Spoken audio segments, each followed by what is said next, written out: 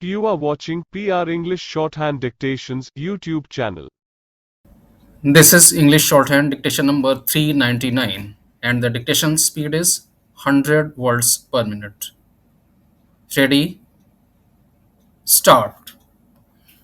Honorable Chairman Sir, on behalf of myself as well as my party, it is my duty to express my thanks to the Honorable President for her speech that has been delivered in the Parliament.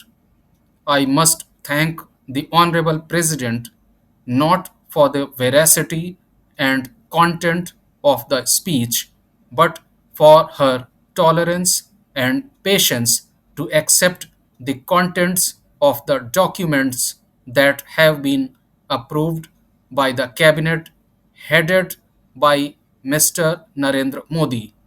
Sir, whatever be the veracity of the document that has been tabled in the House after the address delivered by the President, it has been defeated as a judicial and democratic process. The President's address claims as if the government were enjoying the majority third time. I do not know about the mathematics that was taught to them and gave them the courage to claim in the House that by having a numerical strength of 240, they are enjoying the majority third time.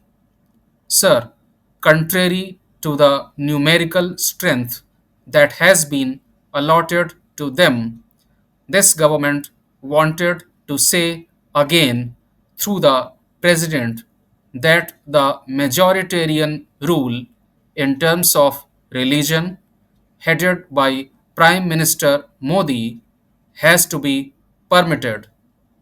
Sir, I am not able to understand the utterances of the Prime Minister.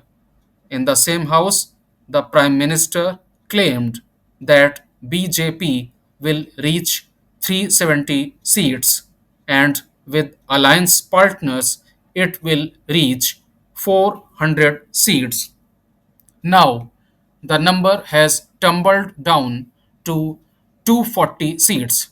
The promise that has been made by the Prime Minister has not been fulfilled by the people of India, being fully aware that the number is tumbled down and the promise has been negatived by the people of India. How can the Prime Minister have the moral and political courage to say this through the President of India that the government is enjoying majority? That itself is bogus on the part of this government. Sir, I am coming to the point which relates to the Election Commission of India. People have seen the emergency. What is the difference between the emergency and the Modi rule?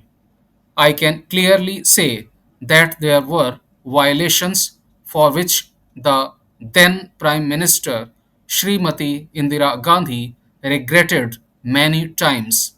Even an explicit apology has been made by the leader, that is the leadership.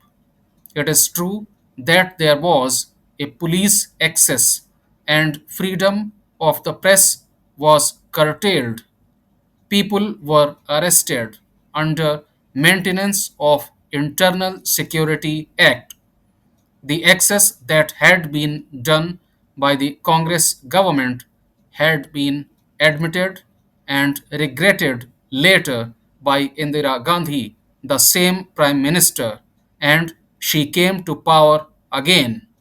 So, the apology that had been tendered by the then Prime Minister had been accepted by people, and again, people elevated her to the Prime Minister's office. they won more than 300 seats. Again, I would salute my beloved brother, the leader of opposition, Mr. Rahul Gandhi. This government wanted to do anything, either through the President of India or, unfortunately, through the Speaker's chair. That is the problem. Sir, this is a totalitarian and authoritarian government which did not pay attention to the fundamental rights enshrined in the Constitution. You cannot equate the emergency with this government because this government is implementing fascism. What is meant by fascism? Any discrepancy, any lawlessness, or any violation can happen universally without caste, without race, without religion. This government targeted minorities, non Hindus, tribals, and Dalits in the name of majoritarian religion. So, the only thing is that authoritarian laws can be rectified and repealed later, and the loss can be compensated. If they take it for granted, the Modi government will not come to power. The loss is irreparable to the nation. Sir, I am proud to say that I have come from a land which is known for Dravidian ideology. The ideology was proposed and propounded by Periyar, which was later protected by our late chief ministers, and it is still being patronized by the present chief minister, Dr. Stalin. The Dravidian ideology in Tamil Nadu rightly rejected the fascism of BJP in the past elections. My honorable colleague said that wherever Mr. Modi went, the seats were lost.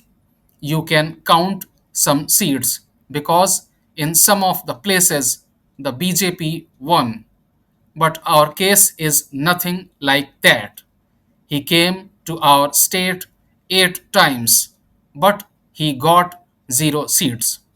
What does it mean?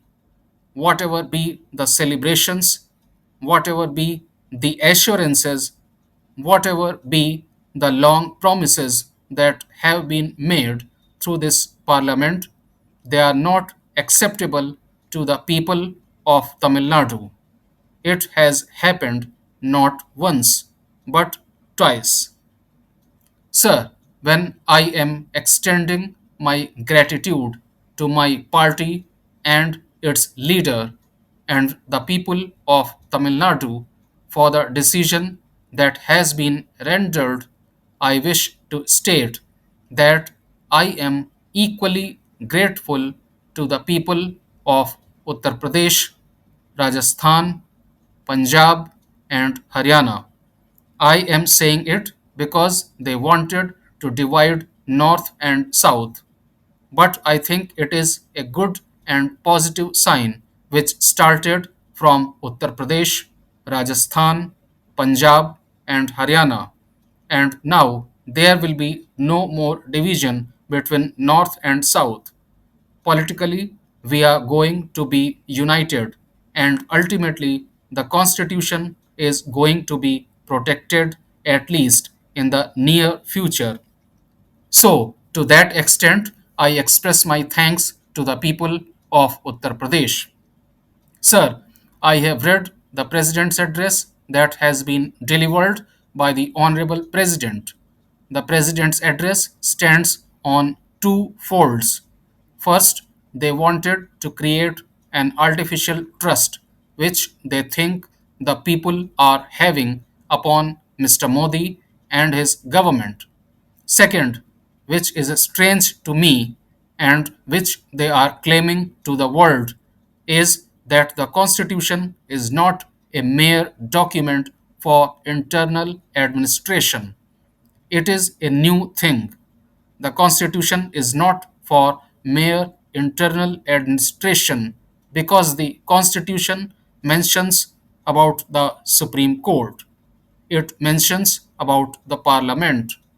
It mentions about the Assembly.